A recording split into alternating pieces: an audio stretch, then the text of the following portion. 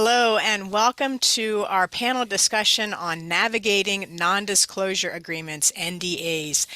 My name is the Reverend Dr. Leah Shade, and I am one of the co-founders of the Clergy Emergency League, and we are co-hosting this panel discussion for clergy, congregations, and denominations with the Wisconsin Council of Churches. And we are so glad that you have joined us either live or watching this as a recording. Non-disclosure agreements are being used by some churches to silence clergy and victims of racism, sexual abuse, misogyny, and homophobia, and even entire congregations around issues such as misconduct. Sometimes they're called confidentiality agreements, but whatever name they're called, NDAs have been used in churches in the United States and abroad in harmful ways. In fact, the Archbishop of Canterbury recently called for a ban on NDAs in the Church of England because they have been used as a tool to silence victims of abuse. In this panel discussion, we will talk with clergy today. We're going to be talking with two clergy who have navigated what it means to resist and push back against the requirement to sign an NDA. And we're going to have with us a representative from NDA Free Church to talk to us about how individuals, Christian organizations, and local churches can be free from the misuse of non-disclosure agreements. And I'm joined today by the Reverend Dr. Pamela Griffith Pond. Actually, I don't think you're a doctor yet, but the Reverend Pamela Griffith Pond, who is going to be explaining to us exactly what NDAs are. And we're going to also have members of our steering committee who will be leading us in prayer today. I do want to tell you a little bit, invite you all to put in the chat who you are, where you are, and what your role is in your ministry, and you're invited to put your pronouns and your name tag. And as we go through this time together, if you have questions, you can put them into the chat, or you can put them into the Q&A link there. When you look down on you'll see a Q&A, and you can put your question in there as well. Just a little bit of information about the Clergy Emergency League. We started in 2020, just a little more over 3 years ago, as a grassroots network of more than 2,600 clergy across the United States. We provide support, accountability, resources, and networking for clergy to prophetically minister in their congregations and the public square in this time of political upheaval, social unrest, and partisan division. You can visit our website at clergyemergencyleague.com, and if you are a clergy person, you can find us on Facebook, and you can also join our email list to learn more about our programs and our support for clergy. These are the members of our steering committee, and Lavinia Pearson is going to be leading us in prayer. And Lavinia, I will turn it over to you. Hey. As I was thinking about today, the words from the Apostle Paul from Ephesians chapter 4 came to mind. Paul writes, "We must no longer be children tossed to and fro, blown by every wind of doctrine, by people's trickery, their craftiness in deceitful scheming, but speaking the truth in love." And that's the phrase that really jumped out at me, speaking the truth in love. We must grow up in every way into him who is the head, into Christ, from whom the whole body, joined and knit together by every ligament with which it is equipped, as each part is working properly, promotes the body's growth in building itself up in love. Let us pray. Gracious and loving God, your son Jesus lived within the structures of society even as he spoke truth to those in power and challenged systems of oppression. Empower us to be courageous disciples and responsible citizens. Grant that our life in the public realm may be grounded in love for our neighbors, care for the most vulnerable in our midst, and respect for common life we share, following the example of Jesus Christ, our Savior and Lord. Amen. Amen. Thank you so much, My Lavinia. prayer comes from the hymnal supplement, All Creation Sings. There's a lot of resources by Augsburg. Excellent, excellent. All right, so I want to introduce Reverend Pamela Griffith Pond. She is someone who specializes in midwifing individuals and people through transition while collaborating with colleagues in advocating passionately for God's justice in a time when the loudest Christian voices are mouthpieces of empire. Pamela has served a variety of congregations in Northern California and Washington over 28 years, and she speaks prophetically.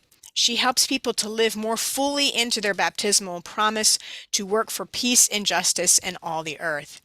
She has served as executive director for the Marin Interfaith Worker Justice, one of more than 60 affiliated faith-based organizations across the country that educate congregations and people of faith about economic justice and mobilize them to support low-wage workers in their struggle for justice in the workplace. Her advocacy for marginalized people has included night ministry in Seattle and San Francisco, helping secure prenatal care for poor Latinas in Orange County, California, and advocating for full inclusion of LGBTQIA+ people in the life and ministry of the ELCA. She is also a co-founder for Stand Up for Neighborly Novato, an affordable housing advocacy group in Nevada, California, and has served on the Elder Care Alliance Board of Directors, which is a joint ministry of the Sierra Pacific Synod and the Sisters of Mercy, and the Marin Interfaith Council Justice Advocacy Team. She serves under judicatory call to interim ministry in the ELCA Southwestern Washington Synod. She is also one of the steering committee members of the Clergy Emergency League, and she is going to tell us, get us oriented as to what NDAs are. So Pamela, thank you so much for being here, and we'll turn it over to you.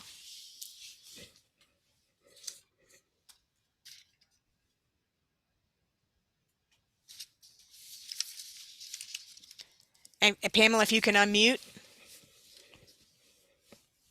Thank you. Non-disclosure agreements are institutionalized secret keeping.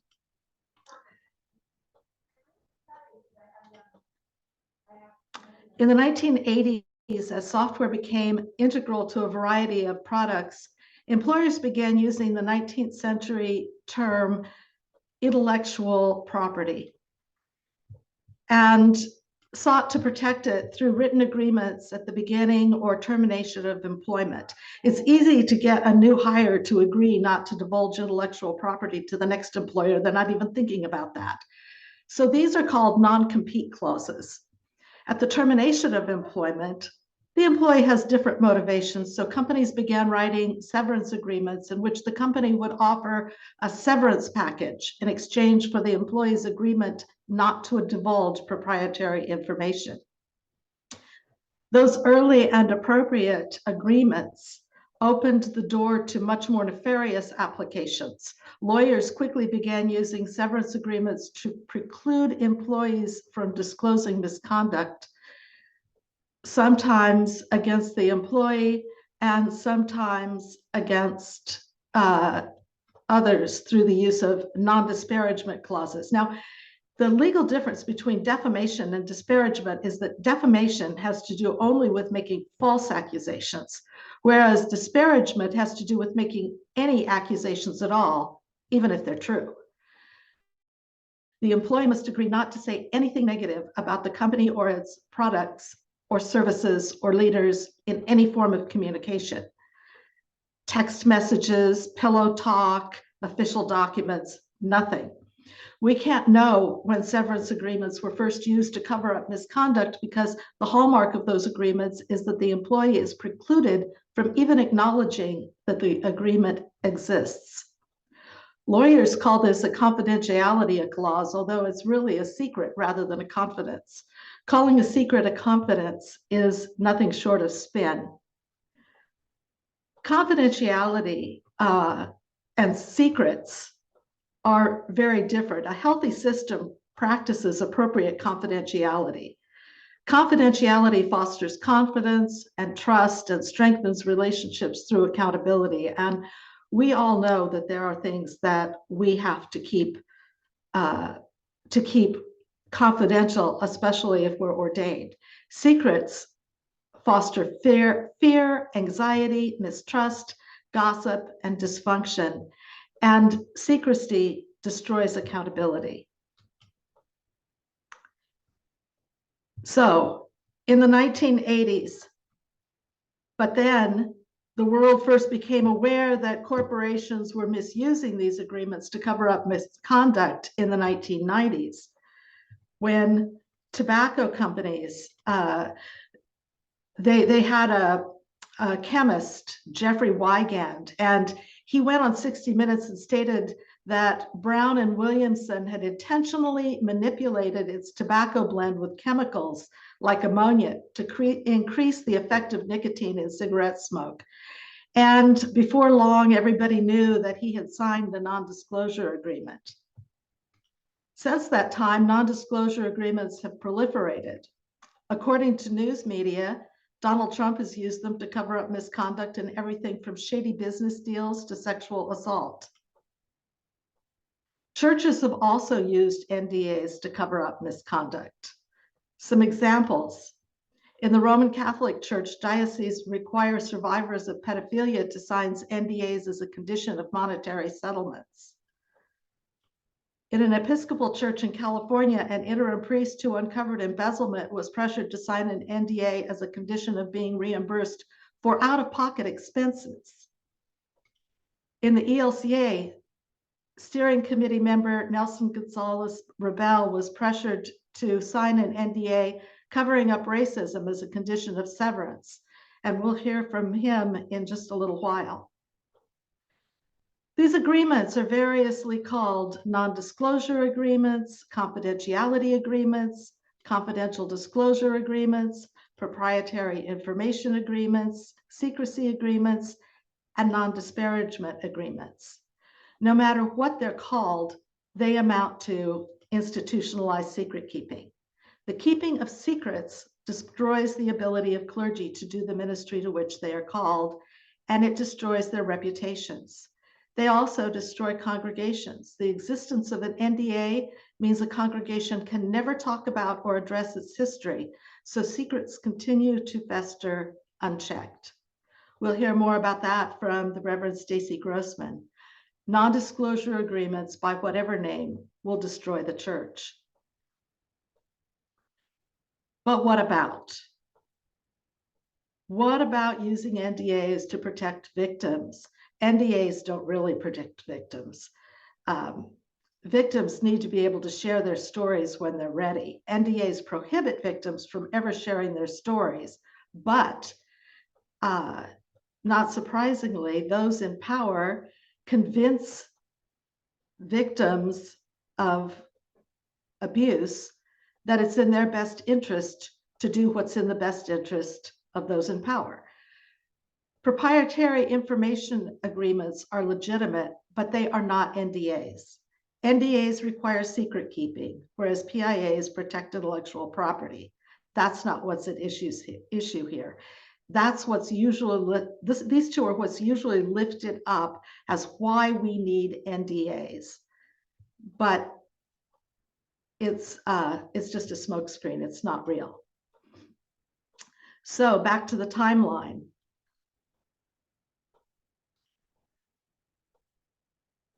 Last year, churches began to reconsider allowing NDAs,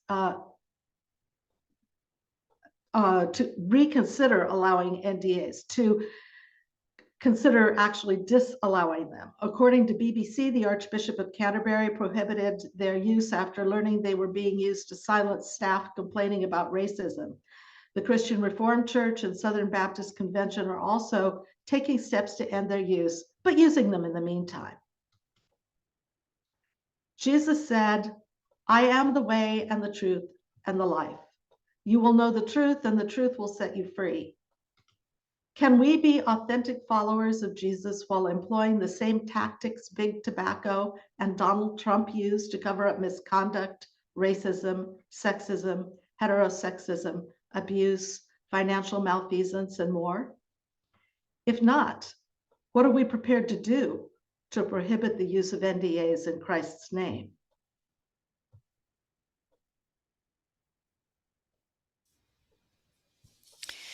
Thank you so much, Pamela. That was very informative and just gave us a great overview of what NDAs are, what they're not, and sets the stage for us to hear for some folks who have dealt with this. So if you want to just turn off your screen share. I'm working And on that. okay, great.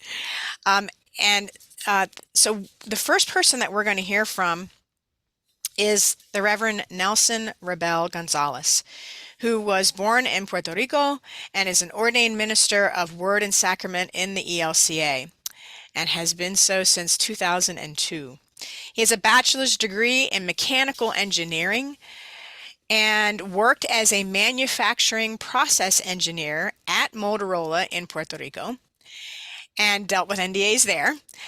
And he also holds a Master of Divinity and Sacred Theology Master in Bible and Lutheran Studies from the Lutheran Theological Seminary at Philadelphia, now United Lutheran Seminary. He was instrumental in helping distribute $1.3 million in aid for essential undocumented migrant workers during the height of the COVID-19 pandemic. As a religious leader, he serves the Spanish-speaking communities of Stockton and Lodi in California as the pastor and founder of Iglesia Luterana Santa Maria Peregrina. Iglesia Luterana Santa Maria Peregrina is the first independent Lutheran church founded by Latinos in Stockton, California. He is part of the Pico California Network, one of the members of the Clergy Emergency League Steering Committee, and works part-time for Faith in the Valley as its coordinator for COVID-19 clinics and education.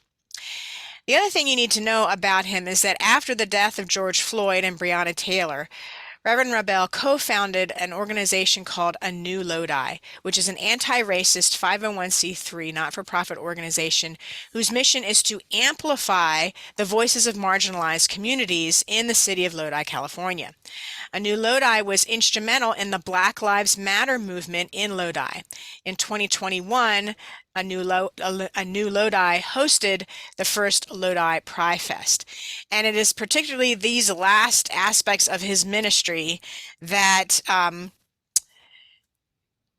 that were very uncomfortable, shall we say, for the congregation that he served prior to his current ministry.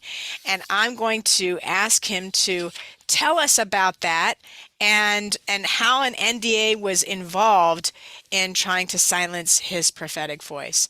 Reverend Rebel, thank you so much for being with us. Thank you, Reverend Dr. Leah Shade. Thank you also, Reverend Pamela, for your introduction, and thank you all for being here. One of the issues that when you were Dr. Shade, when you were talking about my previous background as an engineer, it was kind of interesting when I signed the NDA as I left, because actually it was kind of interesting as I was leaving to go to Philadelphia for the seminary back in 1998. The NDA that I signed was actually for the intellectual property of Motorola, since I knew the processes, kind of like the technical. I was in charge of manufacturing pagers at the time, and the emerging cell phone industry was starting to boom. So they gave me a 2-year NDA. It was limited in time, so I could not divulge any. As you know, high tech is very limited. I mean, in 2 years, any technology becomes almost obsolete, especially at that level. It was kind of interesting when 23 years later, I never heard an NDA before in my life, only at that moment in a high-tech company, limited, very specific. Then 22 years later, in 2021, February of 2021, I'm offered an NDA by the executive committee of the congregation I was serving at the time as an associate pastor. part of the reason for this NDA, there's many layers. One of them was the level of tension within the congregation related to what was happening. It was an election year prior, 2020. We, like you mentioned in your presentation of my ministry in my bio, not only was the issue of Black Lives Matter, immigration rights, the in conjunction with Lodi being in particular, having a history of being a sundown town. We were harassed by the Proud Boys in some of the marches that we did. So there's a tension in the history in this area.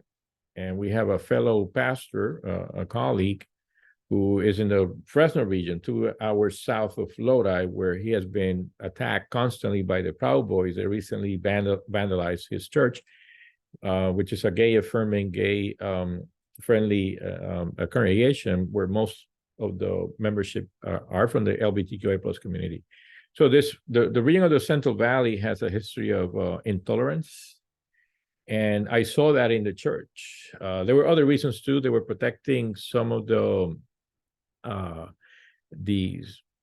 some secrecy that they knew, some secrets that they knew were not good for them in terms of not taking action. When I brought up to their attention that there was a member of the congregation, a lay leader of a lay member of the congregation that had been at the time, he was no longer part of the congregation. He was in another Lutheran congregation, but he had been inappropriately contacting members of the Spanish-speaking congregation, even at the time when I was the associate pastor, and he had left with his spouse, who was a pastor. So all those issues are part of the reason why the church, this congregation in Lodi, felt the need to silence my voice, because they had other plans in mind.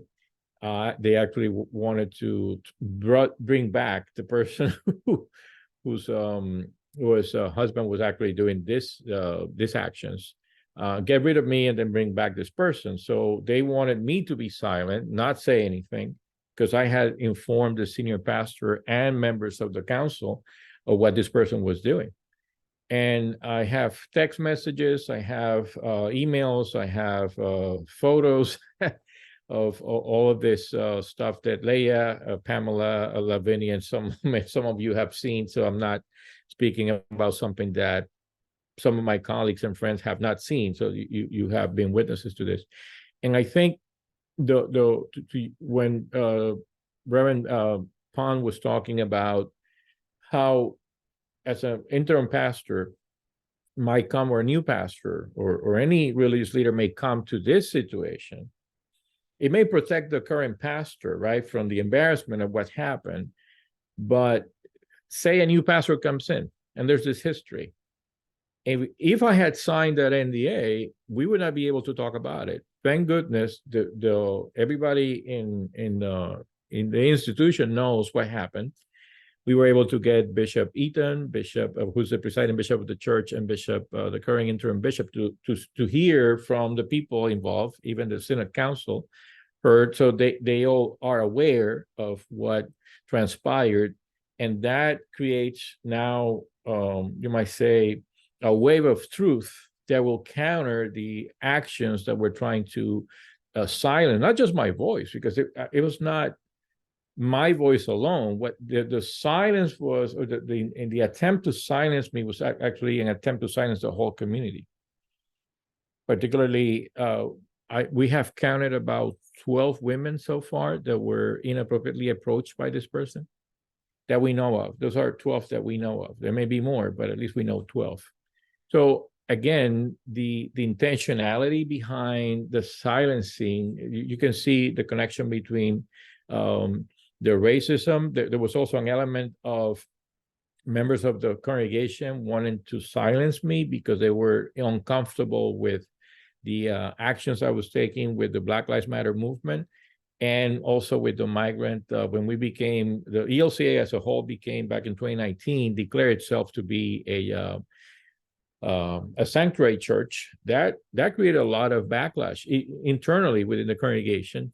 And I remember being told by the senior pastor to make a few phone calls to all their members who were withholding their money.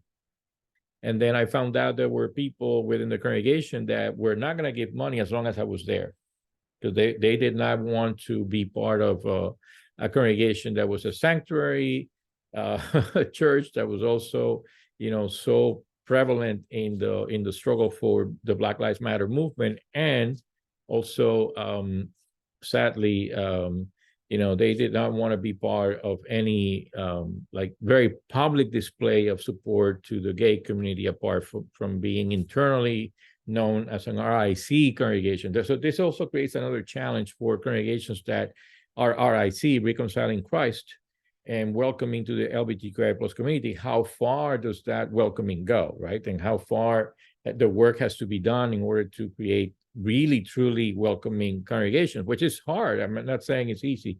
And how much time do I have? I want to be mindful of time. Yeah, if you could just take a couple more minutes. Okay, perfect. And so the NDA I was offered, to talk specifically about the NDA I was offered was actually, it was non-disclosure, non-disparagement, and it tied up, it was almost up to $30,000 they were offering for my silence.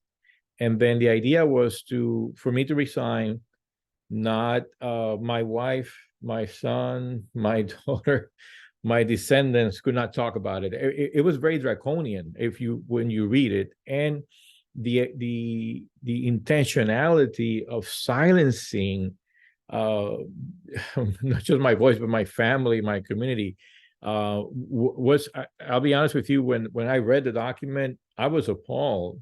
I could not believe it. And it still to this day brings back, I remember the day, it was actually on a Zoom meeting when they offered it to me. It was like 5, and I'll say this to give you a picture, 5 white people. I was the only person of color. It was the executive committee of the council and the senior pastor extending this document to me. And I made sure that they sent everything by email so I could have evidence of their actions, because I think what happened to me, I'm not the only one. I just didn't sign it.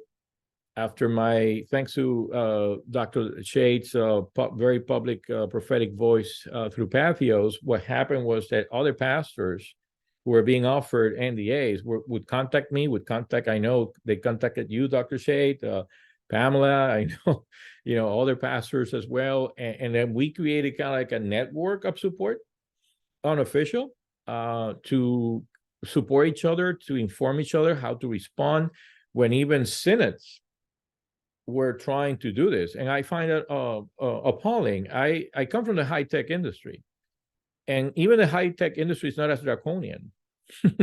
At least my experience, I mean, I'm sure that other experiences that are worse, but at least in my particular case, when I was working in the high-tech industry, it was very limited. It was actually just the process, the technology, but not protecting some kind of abuse or labor issues that were trying to be hidden.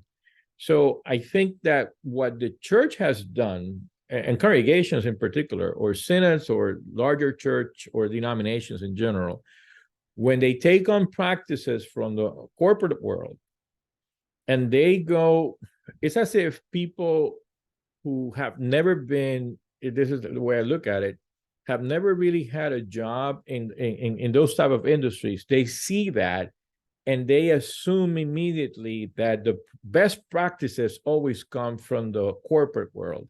And then they want to somehow apply it to the church, without forgetting that the church is a community. The church is not supposed to be taking the model from a for-profit, hyper-capitalist, wild capitalism, everything goes type of world, dog eats world, dog eats dog kind of world. And then we ask the question, well, why do people don't want to come to the church? And I'll finish with this, how can the church then, with this type of actions, proclaim a word of denounce some practices from the governments, from other corporations, or from other religious institutions. If the church itself is acting, and I also speak for my experience with Motorola was better than the experience I have had with the church. That for me as a pastor, somebody who loves the church, who believes, who's a believer, it saddens my heart and it breaks my heart that I have to say that I was treated better by a for-profit organization company like Motorola than my own church. And I'll finish with that. So thank you. Thank you so much, Reverend Nelson. You know, one of the things that I just want to highlight here is that you turned down 3 months' salary in exchange for your silence. That's all it was. It was they were trying to buy your silence for 3 months worth of salary.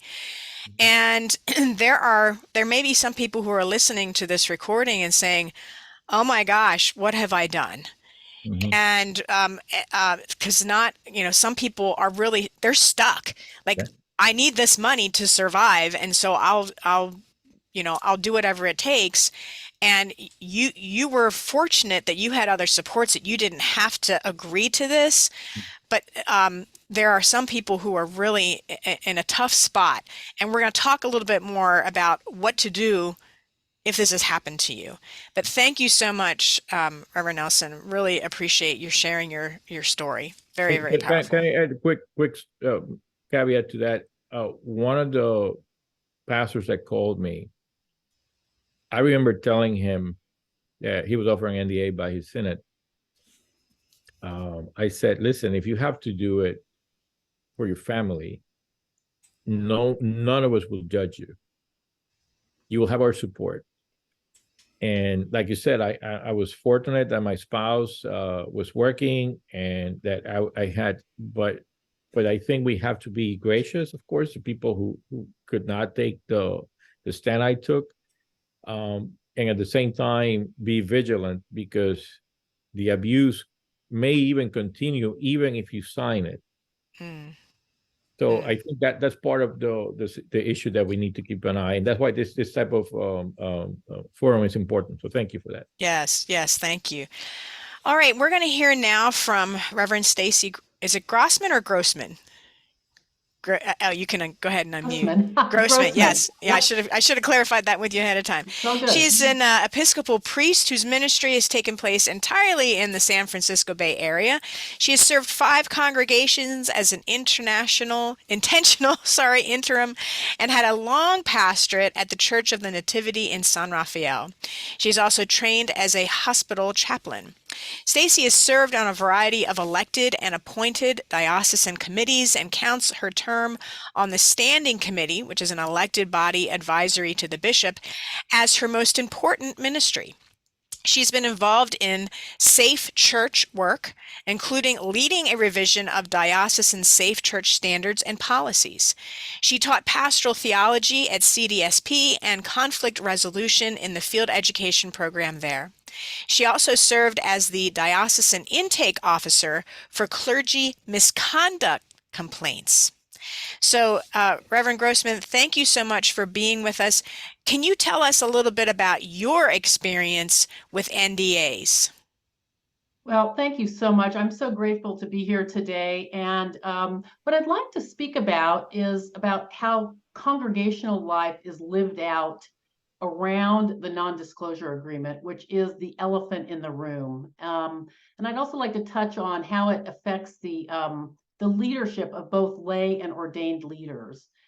I should say that I have consulted with clergy, both in the Episcopal Church and in other denominations.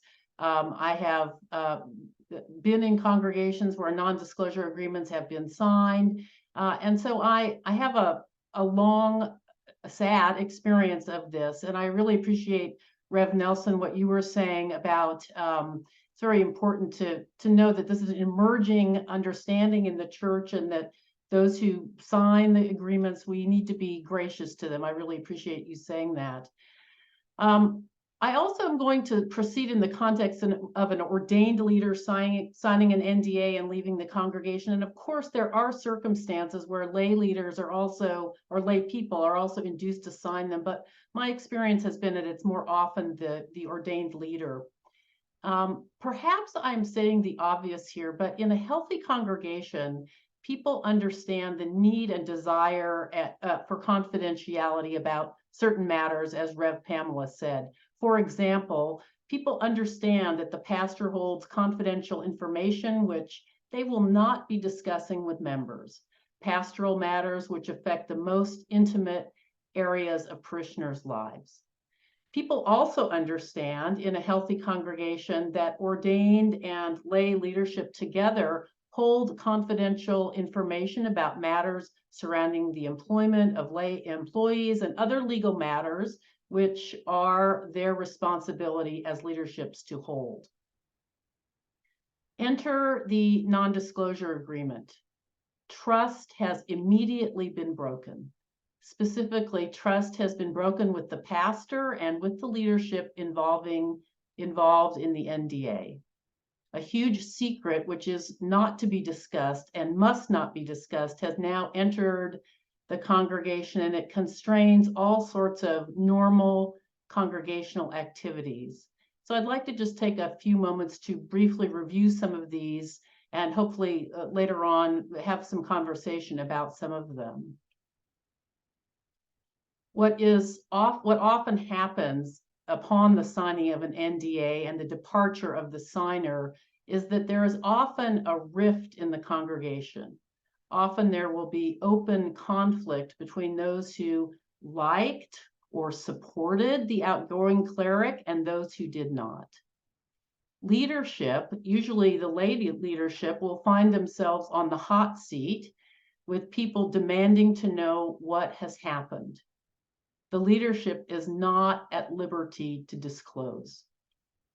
Other members of the congregation often leave or take to the sidelines, go to the side of the congregation and wait to see if they eventually will be told what has happened. And this is, to their great dismay, never going to happen.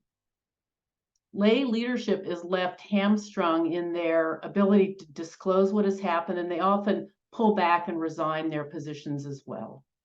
So in a healthy congregation, which is forced and decides to go into this kind of agreement with their cleric, often becomes unhealthy immediately. It becomes a crisis.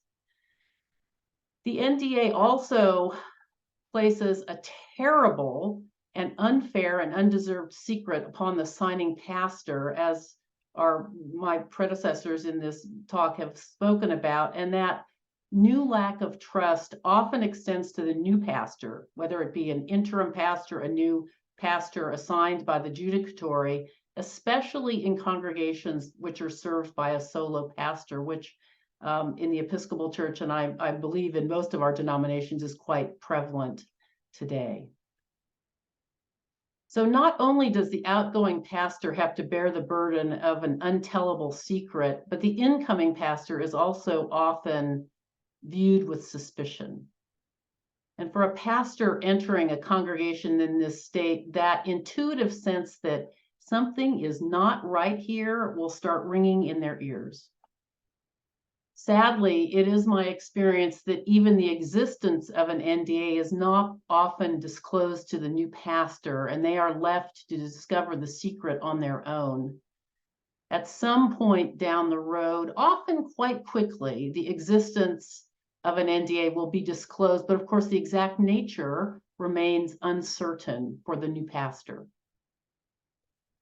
For a new person, a newcomer, entering and trying out the congregation, this intuitive sense that something is very wrong here may also ring true. But the newcomer does not have the advantage of the ordained person's collar. This means that the normal, healthy incorporation of newcomers becomes inexplicably difficult for the congregation. People come and never come back.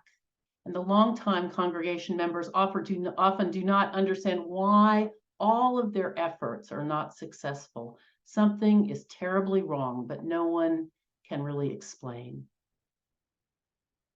It's also true that even the healthiest congregations that I have served have their share of gossip. Gossip is a human condition, which all of us enter into at some point or another. When a non-disclosure agreement exists, there are insiders and outsiders, those who know and those who don't know. And now there's a third group, people who have received information via the rumor mill, the gossip mill. This means that the story, which is not to be discussed now, morphs into a variety of stories which further damage the internal work and life of the congregation. In extreme examples, and sadly, my experience is that this is often true, one does not know who they can trust, whether the ordained pastor or the active parishioner, because one does not know who holds the correct information. And it's very difficult to maintain community with this distrust and fear and, frankly, anxiety, which often plagues the congregation. These are just some of the effects of an NDA on a congregation. And sadly, once a congregation has used this to silence someone, they are more prone to do it again. It's like the system learning that we have understood about family systems. Unless an intervention happens, we continue to do our same habits over and over again. And unlike other kinds of church secrets, church family secrets, such as addiction of leaders, which can be addressed with compassion and faithfulness, a non-disclosure agreement leaves the congregations and its leaders no room for healing, no room for reconciliation, and no room for justice for the victim. So we need to rid ourselves of these agreements for the sake of our congregations. It is our, and I will say, it is our lay leaders who especially suffer. Those of us who are ordained have a privilege, which is that we learn more quickly, and our lay members are the people who are suffering. So I pray especially for our lay leaders in these congregations. Thank you so much. Oh, Reverend Grossman, that's, again, very informative. Just gives us a really good scope of the ways in which these non-disclosure agreements are not just hurting individuals and at the clergy level, but really the entire congregation. It puts a muzzle on anybody trying to process through in a healthy way the difficulties that have come up. And it's just really, really helpful. So thank you for that. Now we are going to hear from Ben Nicholson, who is the co-founder of NDA Free, which is a campaign with a vision to see individuals, Christian organizations, and local churches free from the misuse of non-disclosure agreements. Ben became engaged with this issue as a consequence of his personal experience of being silenced after whistleblowing in a well-regarded British Christian relief and development charity. He subsequently wrote his MA thesis on the topic, which was titled Buying Silence, a Theological Perspective on Non-Disclosure Agreements. He believes that an institution's stance on the use of NDAs gives a strong insight into how power is used, and that a publicly available policy on the use of NDAs and on non-disparagement agreements is an indicator of an organization's sincerity with regards to safeguarding. So, Ben, thank you so much for joining us. Can you tell us a little bit more about the work that NDA Free has been doing, and what, how can clergy and congregations free themselves? How can denominations free themselves from this practice of NDAs? Great. Well, thank you so much for this opportunity to speak about a subject which is very close to my heart. And just to say a little bit more background of my interest. So as was mentioned in the intro, I was working for a well-regarded British charity, well known for their stance on justice issues and care for the poor, and made up of a board of very engaged and committed Christians, and it was an organisation that I had worked for the best part of 20 years. So when I ended up on the wrong end of a non-disclosure agreement after whistleblowing, it was a huge shock to my worldview.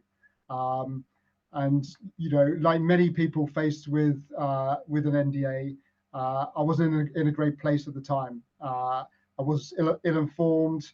I was stressed. I was sleep deprived, and in my case, I did end up signing it on the advice of a Christian lawyer who supported me through that process.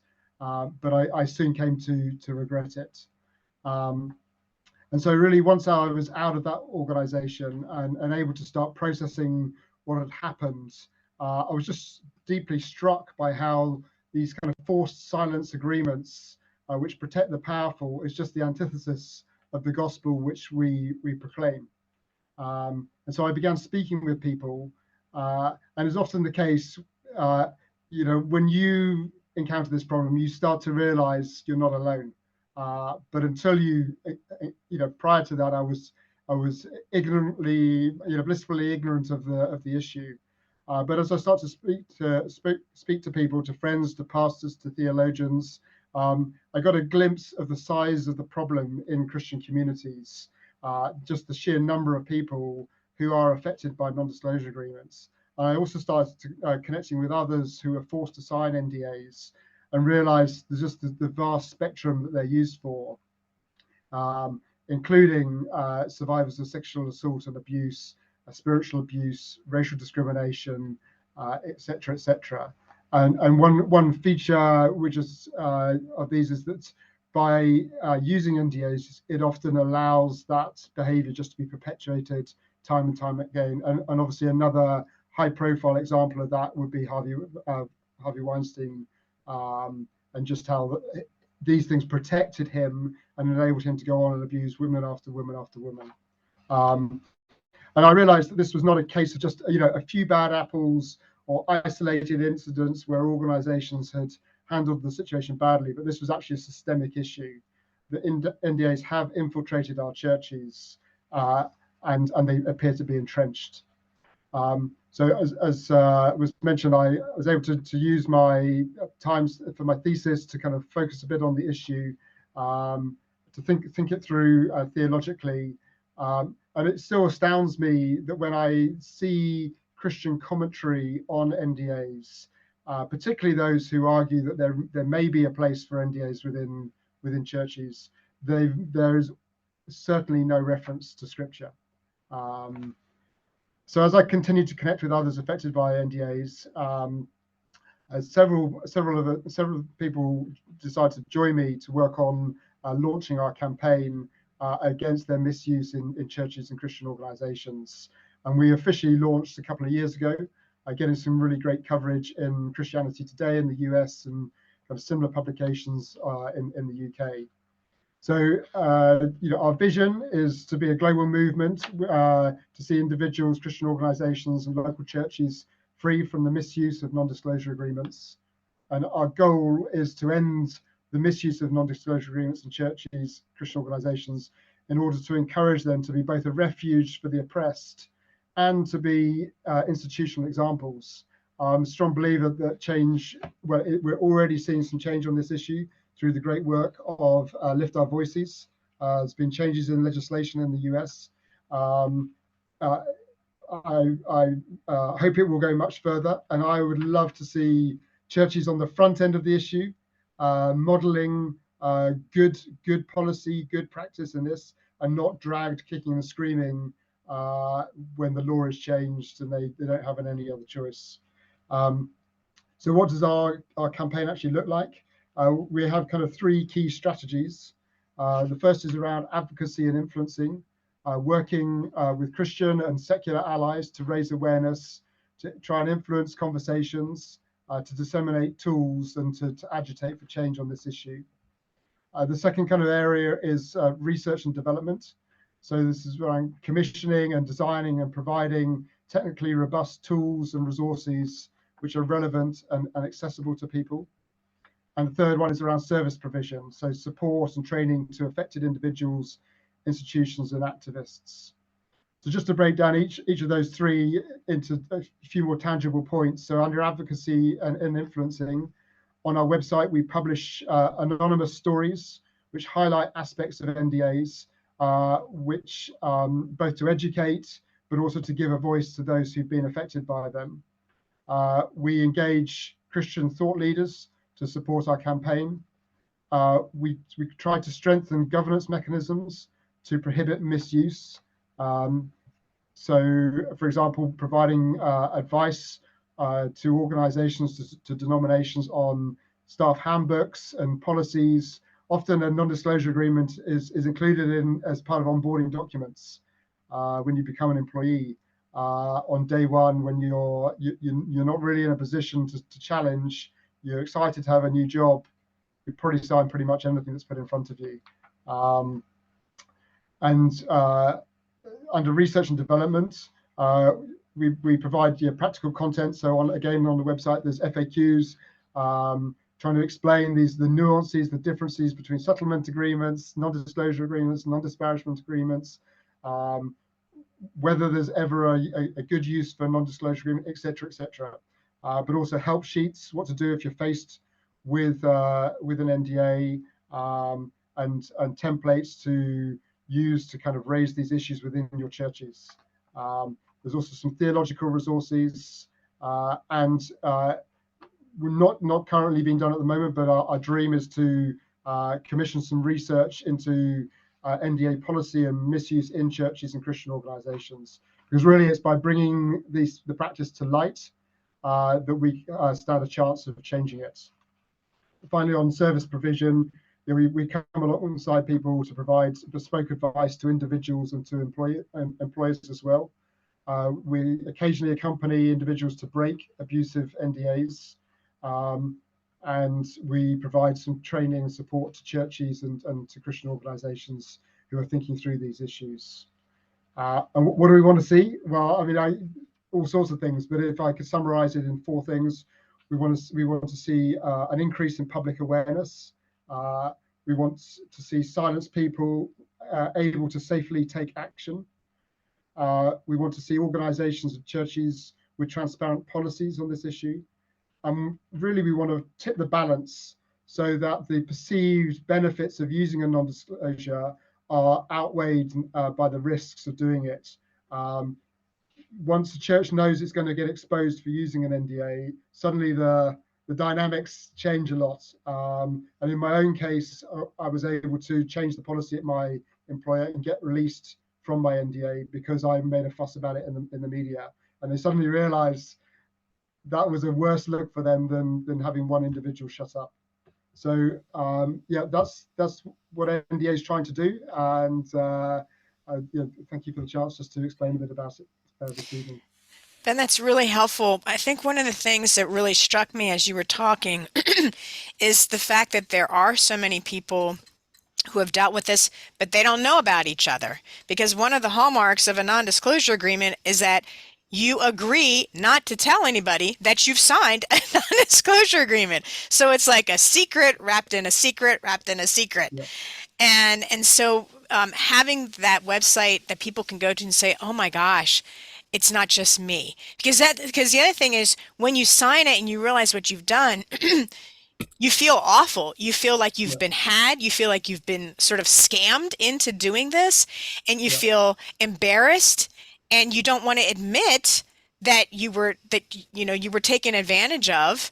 And so you also don't want to talk about it because then you have to admit, oh my gosh, this happened to me. So there's some shame involved in this as well. Yeah. So what you're doing is trying to remove the shame, to say it's not just you, it's a systemic thing, and we need to, get rid of the practice at the get-go so that it's not something that people have to navigate. Absolutely. And just on that shame issue, I think often the original incident which has been concealed may well be an experience between two individuals. But an NDA is actually an organizational abuse, in my view. It involves lawyers, it involves HR, it involves people in finance. You know, there's an institutional approach to the person, and there's something. You know, we're hearing that in some cases, survivors of abuse describe the NDA as worse than the original abuse that they suffered. Yeah, absolutely, absolutely. If you have questions, please feel free to put them in the chat. And in the meantime, I know Pamela has some questions for our two pastors that are with us. Pamela, do you want to ask those questions that you have?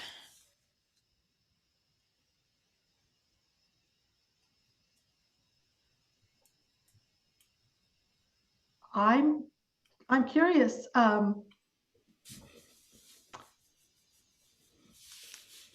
You know, I was thinking, I had something I was going to ask Nelson in particular, and of course it's gone right this second. But I'm really interested in what we can do. That's where I want to go with this. So what are we going to do about it?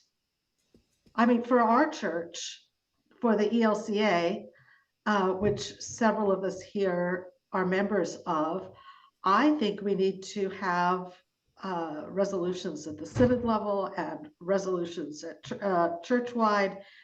And the state of California has made this forbidden. As of a year and a half ago, you can't have non-disclosure agreements in California. But as usual, the church is the caboose. And it would be really good if we could take the lead. What are we going to do about it?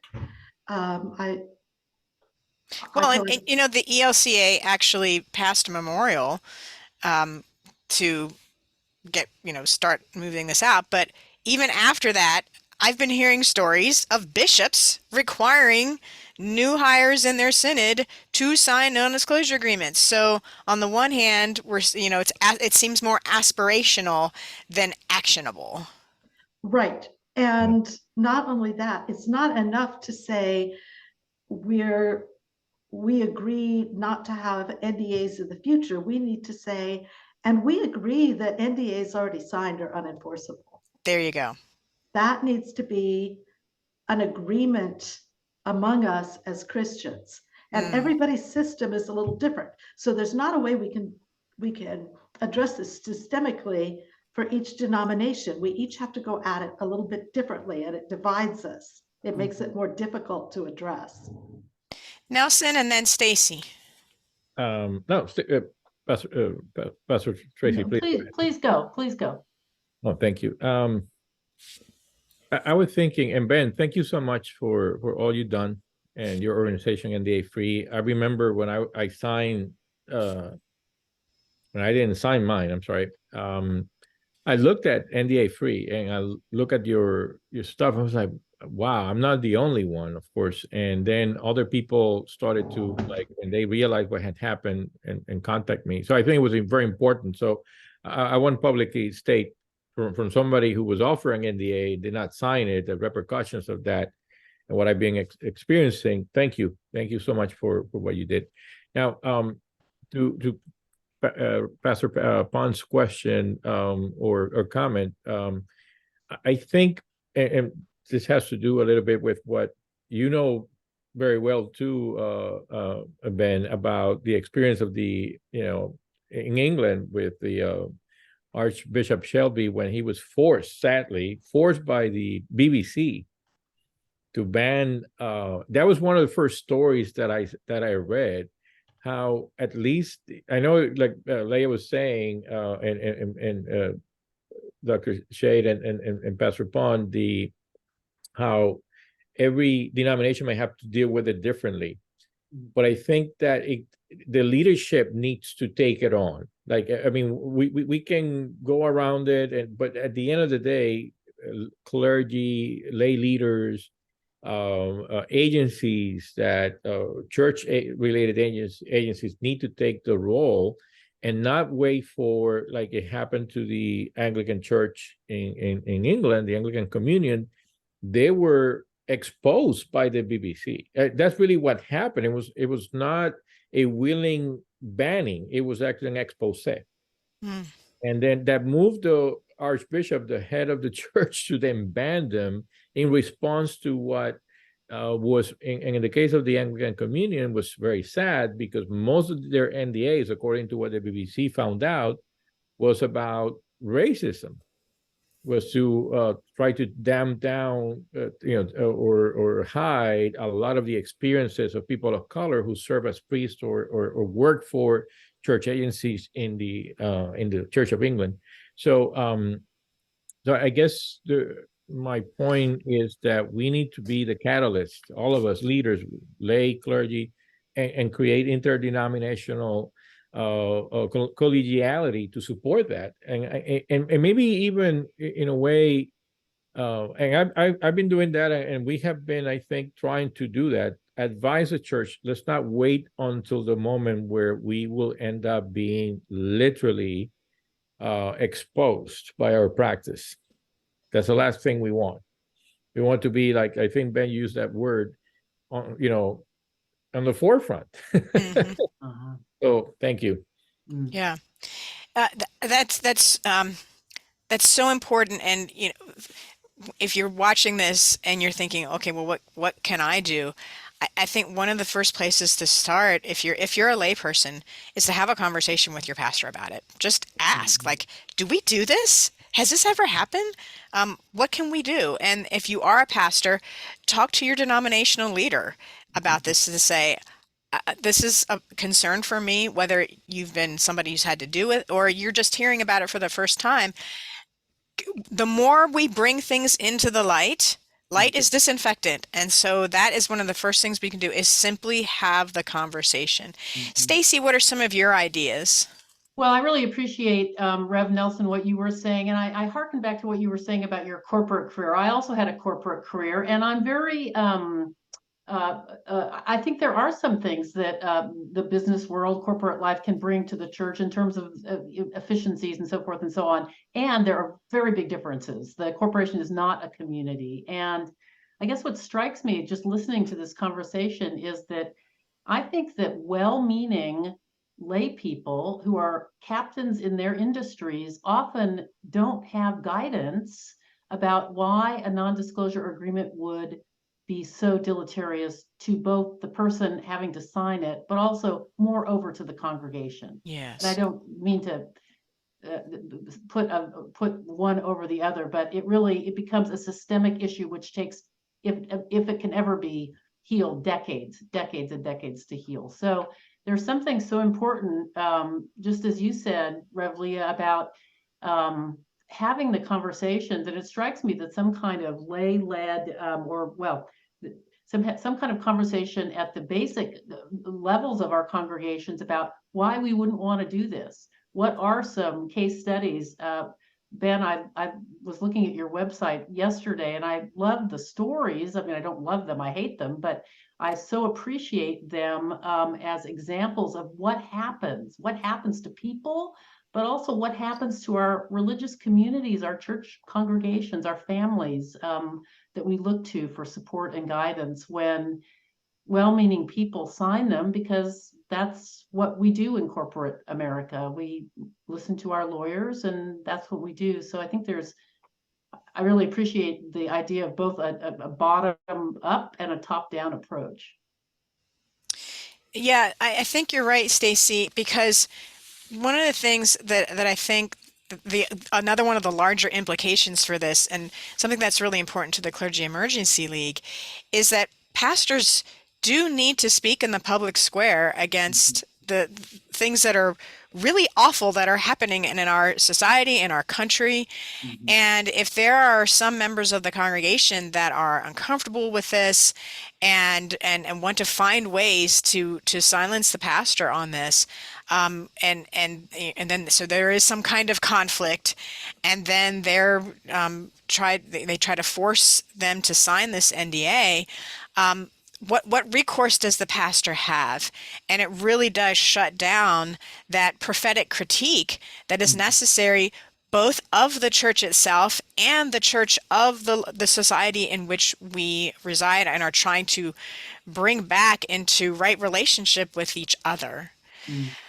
If So, I could just jump yeah, in and just please. make one more comment about what you just said, because I think it's fantastic. My experience is that there are ways.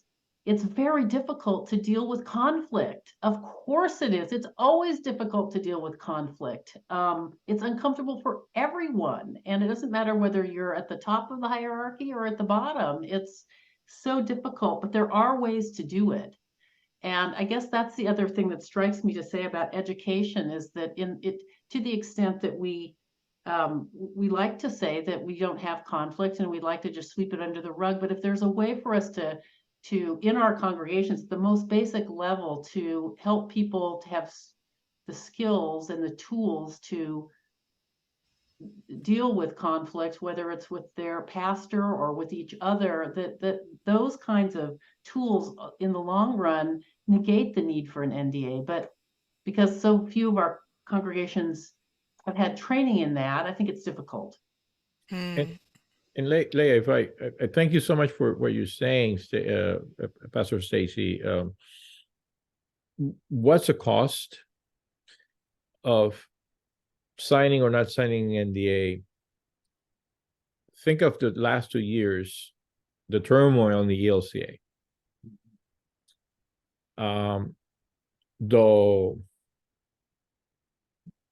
The almost dissolution of a community, the community I served, the turmoil in the local congregation where I was serving before, the divisions, the fact that a bishop was removed from and asked to resign, the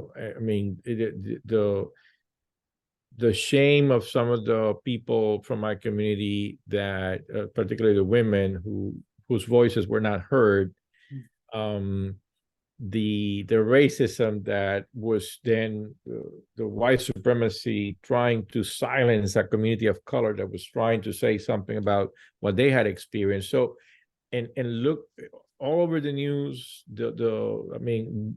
again, when Leah, if you, Professor Dr. Shea, if you remember back in the beginning, we were discussing we were going back and forth. How should we address this? And you remember I always told you, let's use the channels of the church first because once we go public, it goes public. There's no like middle ground so I think the church loses more by trying to hide the truth about what happened, because when you try to hide, it's like a principle of physics. If you compress a gas to the maximum, right, you can create first of all, it takes a lot of energy.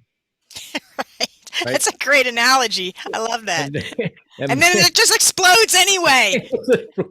Exactly. You got to compress gas in order to ignite a car, right? The pistons in the car. So I think that's part of the even nature is telling us what not to do, right? So I think the silence, that it takes so much effort. And to your point, Pastor Stacy, when you were talking about how then it creates a privileged group of people who have the knowledge, and then everybody else is trying to wonder. And then when they find out, that's what happened, for example, in the previous congregation I was serving, when they found out what transpired, it was like, oh, this dissolution, frustration, and the church it's not the same. You can't put that. Once that's out, it's like a Pandora's box. There's no going back from that. There's no, it takes like you said, Stacy, it takes sometimes years, if ever, to recover from that. Ben, I want to ask you, if we have somebody who's watching this who has signed an NDA, is realizing that they're trapped, what should they do? Great question. Thank you. Just before I answer that, if it's okay, just to let you know, in case it's useful, there are a couple of resources on the website in relation to what we've just been talking about. So there is a pledge, which potentially, depending on your governance structures, your local church could decide to sign up to and make public. There's also some discussion questions which you might want to discuss as a church. It's always better to discuss these things before you get into a conflict or an NDA situation, rather than in the middle of it. But yeah, and there's even some template letters if you want to raise the issue up with your church leaders. But in terms of your question, well, I think first of all, just to echo what Reverend Nelson said earlier, you got to look after your self-care, look after yourself, your mental health has got to take priority.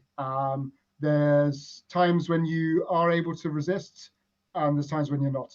And so being very clear about where your own capacity. Don't allow a bullying, abusive church or leader or whatever to make you worse, feel worse because of the situation you find yourself in. So first of all, protect your mental health, and your options will be dependent, on your ability to fight back, basically.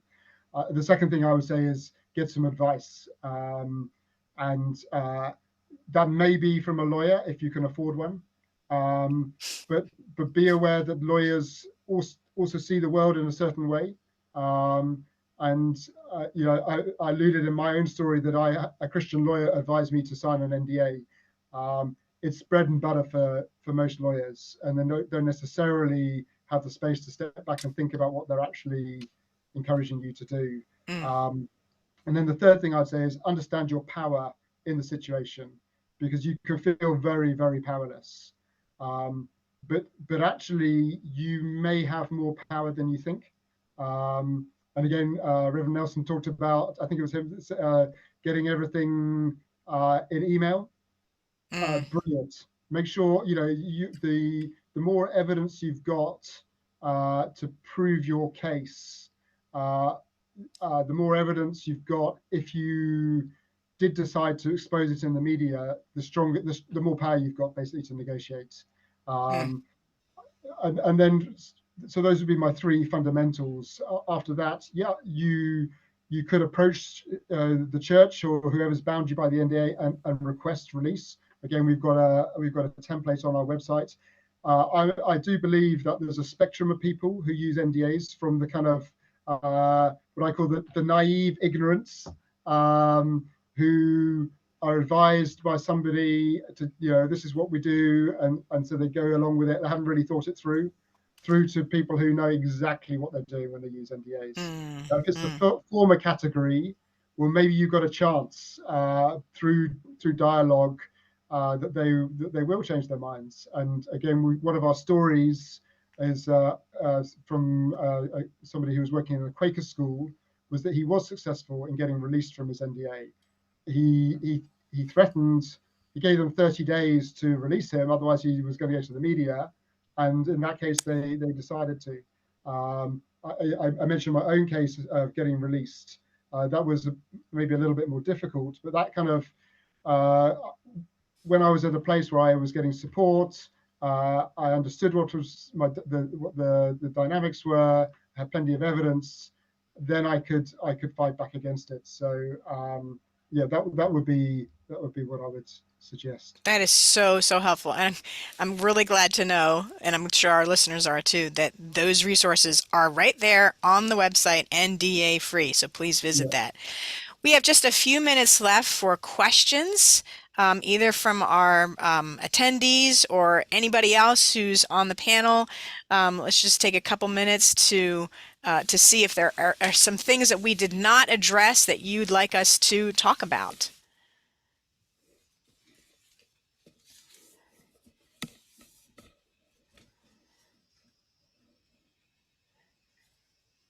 As we're doing that, give people time to think. I do want to let everyone know that we have, it is an invitation to join the Clergy Emergency League, because we talk about these kinds of things and how we can be supportive of pastors in their prophetic role. And in just a minute, I'm going to talk about some more programming that we're going to have coming up that is going to offer more support for clergy who are doing this work. Any questions? All right, well then I am going to just show a couple of slides about things that we have coming up here. And I'm going to do a quick screen share here.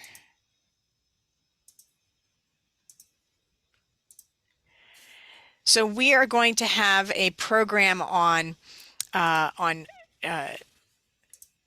trolls, doxing, and threats. Oh my, guidance for clergy engaged in prophetic ministry. And this webinar is to prepare clergy with information and guidance for how to deal with attacks against their prophetic ministry. And we're going to have some pastors who have dealt with online trolls, people who have doxed them, shared their personal information online, pastors who have dealt with threats to their church or to them personally, have dealt with hate groups at events. And we're also going to have a former Attorney General talk to us about how to assess the level of threat, have an action plan to respond, and a support system to rely on. That program is coming up next month on October 24th at 7 p.m. Eastern. That is also going to be co-sponsored by the Wisconsin Council of Churches, which has been a great partner for us in this work. And then we're also going to have a conversation with Andrew Whitehead, author of the book, How Christian Nationalism Betrays the Gospel and Threatens the Church. And he's been studying this for a long time, so we're going to have an author chat with him coming up on November 2nd at 7 p.m., and we'll send out information about that as well. So thank you all so much for being part of this panel discussion. Thank you to Reverend Nelson Rebel Gonzalez, to Reverend Stacy Grossman, to Ben Nicholson, and also to Pamela Griffith Pond, who gave us some great information. And Lavinia, thank you for that orienting prayer for us at the beginning. And now I'm going to invite another one of our steering committee members, Joelle Henneman, who is also a pastor, to give us a concluding prayer. Let's pray. Just God, it's hard to be your times. We hurt each other like people in any relationship. And so God, I pray that there is hurt, everywhere that there is separation, there could be reconciliation.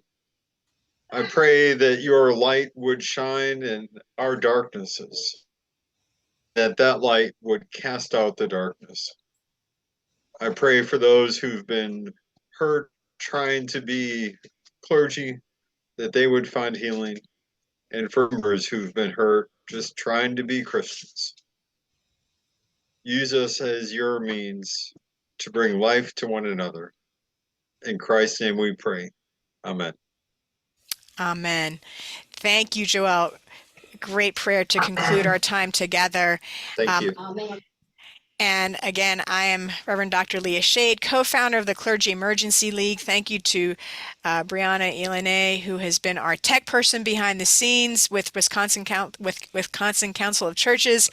And thank you all. Please do visit the NDA-free website and also the Clergy Emergency League website and Wisconsin Council of Churches website. We'll see you next time.